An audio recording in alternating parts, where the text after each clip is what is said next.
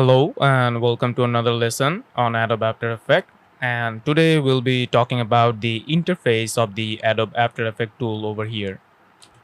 So this is the interface of the Adobe After Effects tool, and as you can see that it consists of some panels over here, and you can differentiate one panel from another using this blue edged line that is mainly used to differentiate panels. Like I'm selecting this panel right now, but if I want to select another panel, I can select this, and thus you will see that the blue edged line has covered up another box over here like this, which is another panel. So it's the same like this over here. If I select this one again, you'll see that the line has been covering up this box, which is a different panel rather than these two. And here is another panel over here.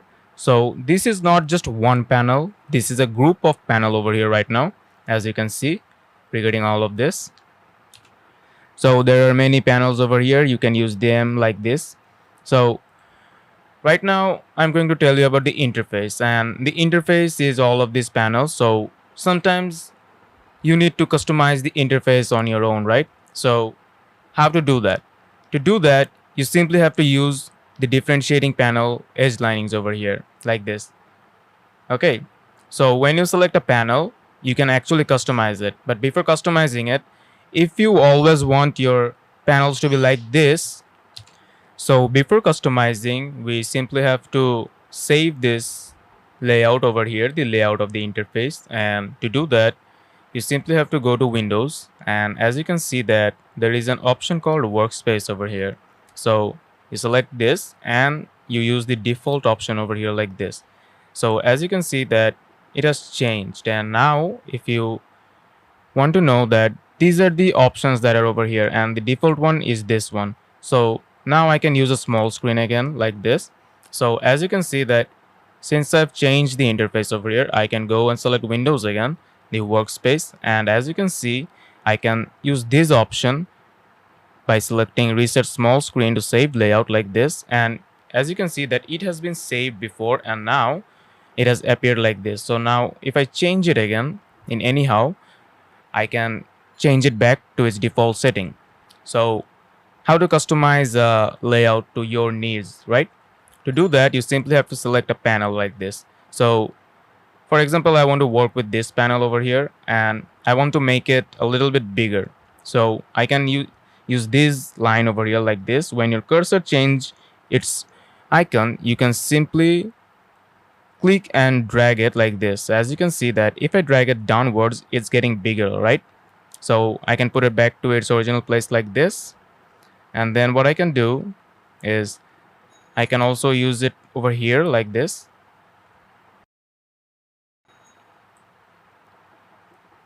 So as you can see that I can actually make it bigger and smaller using its length and width and breadth and weight. So what I can do again is I can take it to the edge of the panel over here, and you will see that the icon has changed to a 4-direction arrow. So now what I can do is I can change it vertically like this, fully. So I can take it back again like this. I can make it bigger as any way I want. So I really don't like customizing my interface that much. So I'm going to go to my Windows setting, and I'm going to use the workspace and the reset small screen to save layout like this. So after I did that, my layout has been set up to the default settings again.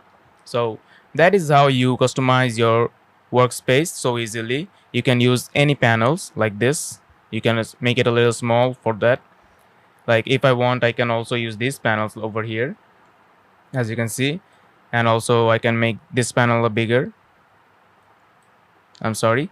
So as you can see that I have also changed the layout like this now. So what I'm going to do again is I'm going to go to workspace again, and then the small screen to save layout. It's like that easy. So that is how you change your interface or your workspace to customize it on your needs.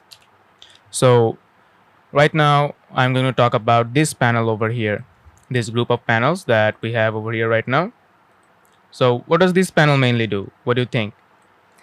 This is a group of panels which you will use when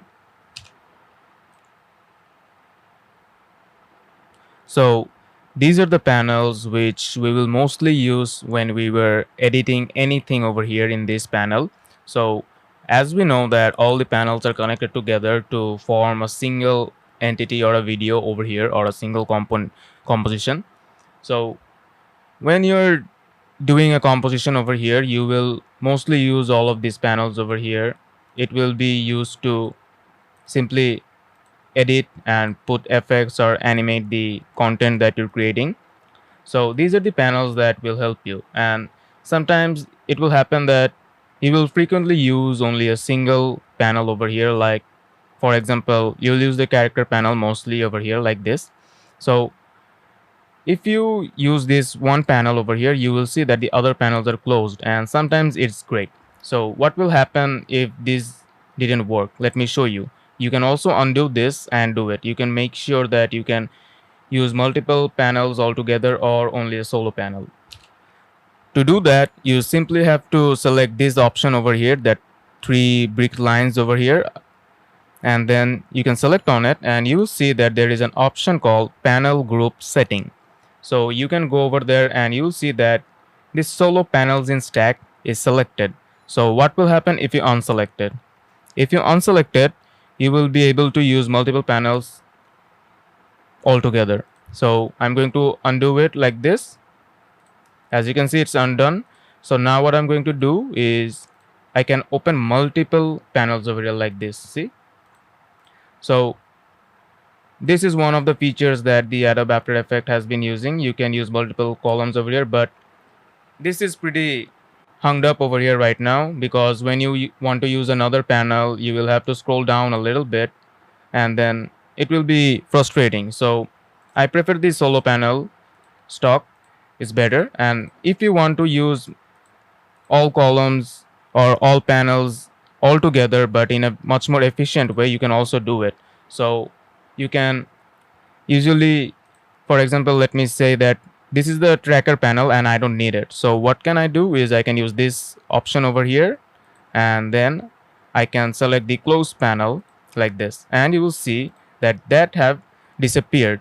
The tracking icon or the panel have disappeared. So you can also get it back over here if you want, and to do that you simply have to go to the window panel over here, and when you select on it, you will have to learn or find where the tracker option is. Over here you will see that there is the tracker option. If I click on it, you will see that the panel has been created again. So there's another way you can make working a much more efficient. For example, I want this and the paragraph, okay, not the paragraph option but the effect and presets option all together. So what I can do is I can simply select this and drag it over here like this. So when you see that I'm dragging it, there will be a lot of purple colored edge linings over here. These are the indication of where my icon or the next panel will be put on or be landing on. So I can put it anywhere like this. So you can put it anywhere like where you think it will be better. So I'm going to put it over here and show you like this. So as you can see that I have created a character panel, and now if I use the effects and presets over here, you'll see that I can use both of them in a much more efficient way without scrolling up or down. So now that we have created another panel in another panel like this, you can usually use all of these together right now, as you can see.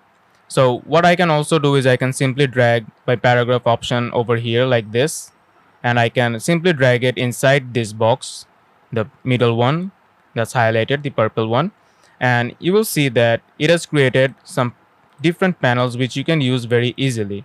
And if you want, you can simply make this panel a little bigger like that, and you will see that it became much more easier like this. So these options actually made doing my works much more easier. I can also finish it in a much more efficient way without any problems. So because I can easily select these options over here like this. So if I want character, I can select it, and if I want paragraph, I can select it over here like this. So I can also align the lines over here and make them in a perfect shape. So if I want, I can also add another panel over here in the down part of this panel.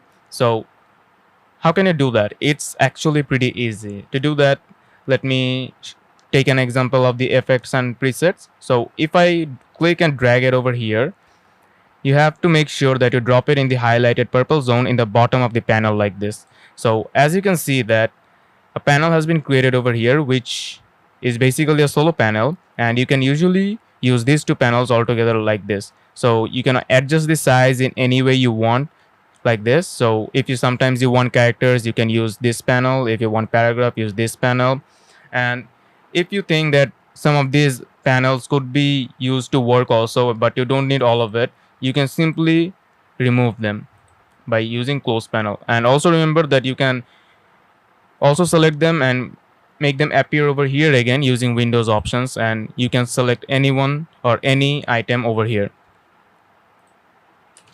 Also, there is another feature which makes it handy, because sometimes when you are editing a video or who are professional, so now you can also undock one of these panels, and if you want, you can put it on your second monitor that you will have, because some of the professional editors that does editing for a living, they probably have 2 to 3 monitors or multiple monitors to do the editings or using this kind of tools, because when they're editing they require a lot of panels, and to make it much more efficient they need a bigger workspace. So they do that by clicking on this option and using this option known as the undock panel. If I select it, you will see that it has been undocked. Now if you have another monitor, you will simply be able to drag it to that monitor and put it over there, which will make the workspace a little more bigger, and it will be much more efficient to work with 2 monitors or 3 monitors then.